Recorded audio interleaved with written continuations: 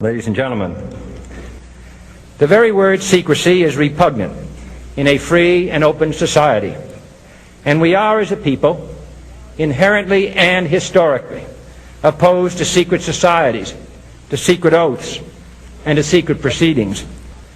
For we are opposed around the world by a monolithic and ruthless conspiracy that relies primarily on covert means for expanding its sphere of influence, on infiltration instead of invasion, on subversion instead of elections, on intimidation instead of free choice. It is a system which has conscripted vast human and material resources into the building of a tightly knit, highly efficient machine that combines military, diplomatic, intelligence, economic, scientific, and political operations.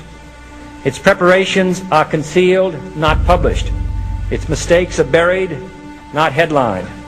Its dissenters are silenced, not praised. No expenditure is questioned, no secret is revealed. That is why the Athenian lawmaker Solon decreed it a crime for any citizen to shrink from controversy. I am asking your help in the tremendous task of informing and alerting the American people, confident that with your help, man will be what he was born to be, free and independent.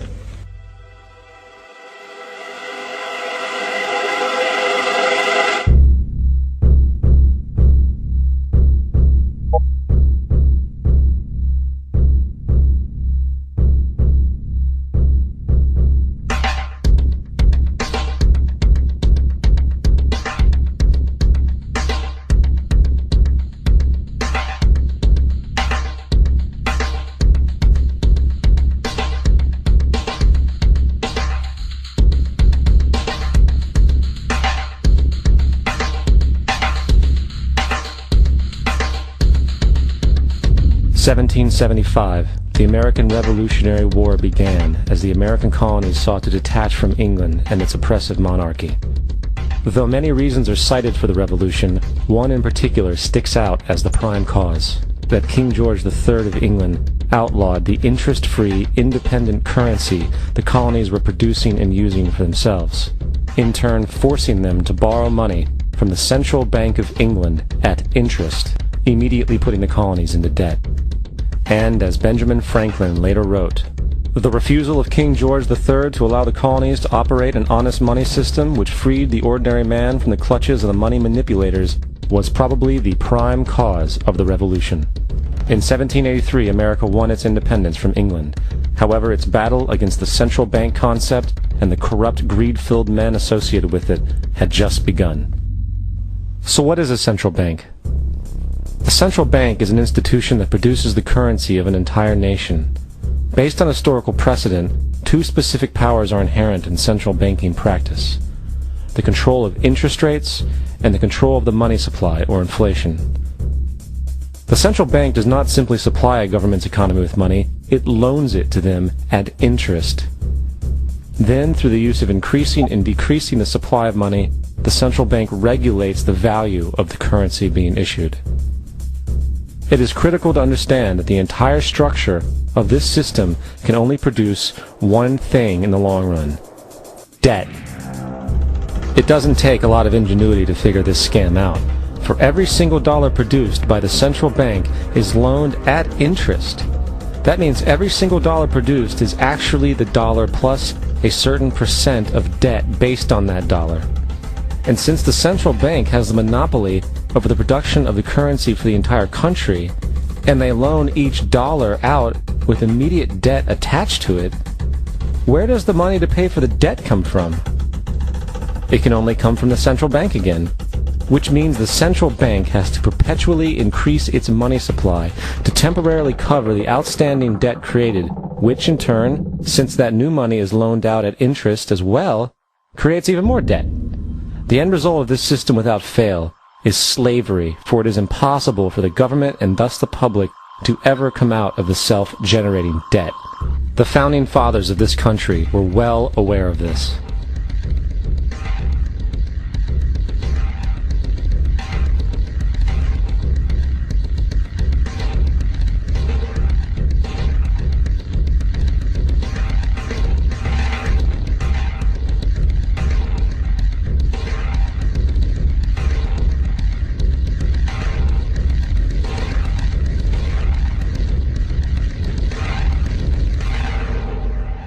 By the early 20th century, the U.S. had already implemented and removed a few central banking systems, which were swindled into place by ruthless banking interests.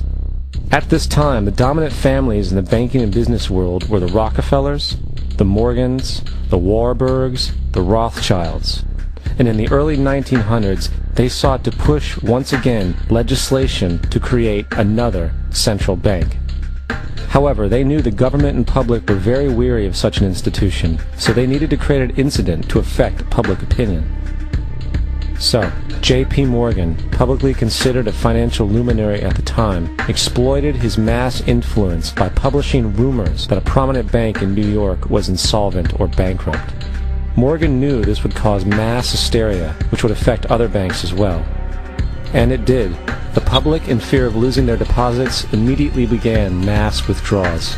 Consequently, the banks were forced to call in their loans, causing the recipients to sell their property, and thus a spiral of bankruptcies, repossessions, and turmoil emerged. Putting the pieces together a few years later, Frederick Allen of Life magazine wrote, "The Morgan interests took advantage to precipitate the panic, guiding it shrewdly as it progressed." Unaware of the fraud, the Panic of 1907 led to a congressional investigation headed by Senator Nelson Aldrich, who had intimate ties to the banking cartels and later became part of the Rockefeller family through marriage. The commission, led by Aldrich, recommended a central bank should be implemented so a panic like 1907 could never happen again. This was the spark the international bankers needed to initiate their plan. In 1910, a secret meeting was held at a J.P. Morgan estate on Jekyll Island off the coast of Georgia. It was there that the central banking bill called the Federal Reserve Act was written. This legislation was written by bankers, not lawmakers. This meeting was so secretive, so concealed from government and public knowledge that the 10 or so figures who attended disguised their names when en route to the island. After this bill was constructed, it was then handed over to their political frontman, Senator Nelson Aldrich, to push through Congress. And in 1913, with heavy political sponsorship by the bankers, Woodrow Wilson became president, having already agreed to sign the Federal Reserve Act in exchange for campaign support. And 2 days before Christmas, when most of Congress was at home with their families, the Federal Reserve Act was voted in, and Wilson in turn made it law.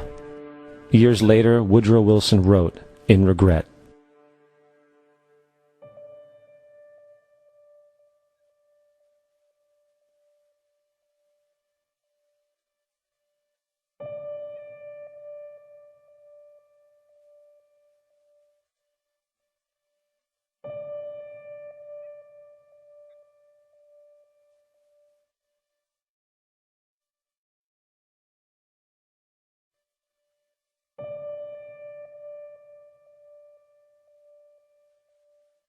Congressman Louis McFadden also expressed the truth after the passage of the bill. A world banking system was being set up here, a superstate controlled by international bankers, acting together to enslave the world for their own pleasure.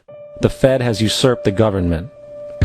Now, the public was told that the Federal Reserve System was an economic stabilizer, and inflation and economic crises were a thing of the past. Well, as history has shown, nothing is further from the truth. The fact is, the international bankers now had a streamlined machine to expand their personal ambitions. It's alive! It's alive! It's alive! For example, from 1914 to 1919, the Fed increased the money supply by nearly 100%, resulting in extensive loans to small banks and the public. Then, in 1920, the Fed called in mass percentages of the outstanding money supply, thus resulting in the supporting banks having to call in huge numbers of loans, and, just like 1907, bank runs, bankruptcy, and collapse occurred.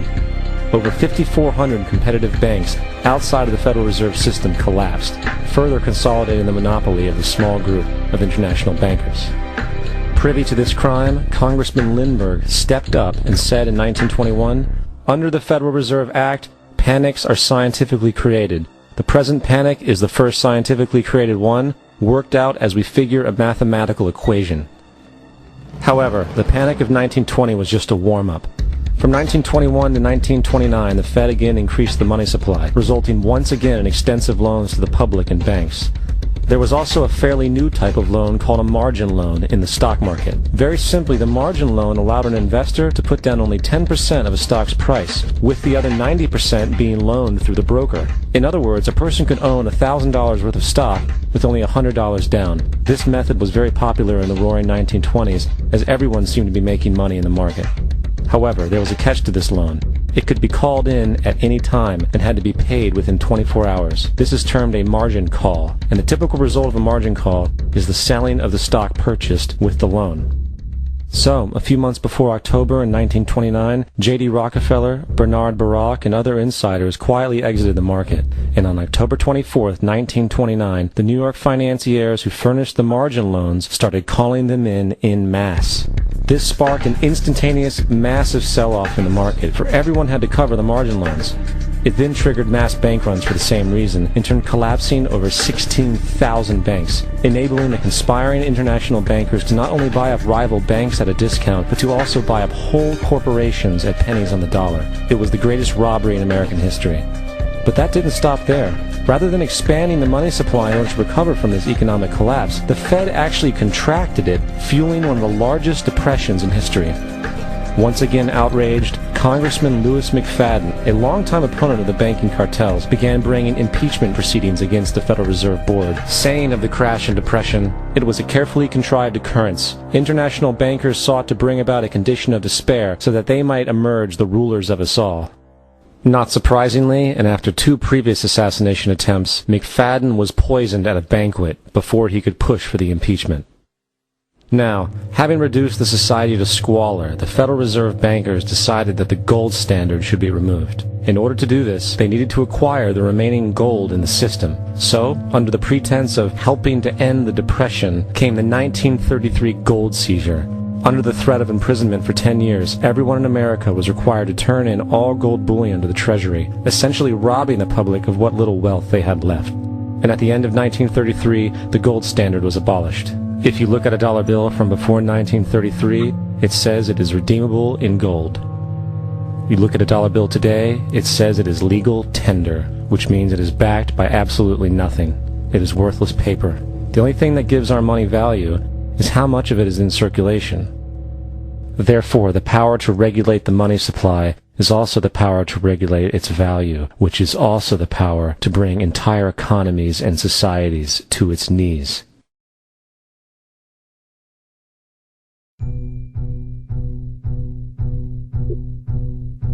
It's important to clearly understand, the Federal Reserve is a private corporation. It is about as Federal Express. It makes its own policies and is under virtually no regulation by the U.S. government. It is a private bank that loans all the currency at interest to the government, completely consistent with the fraudulent central banking model that the country sought to escape from when it declared independence in the American Revolutionary War.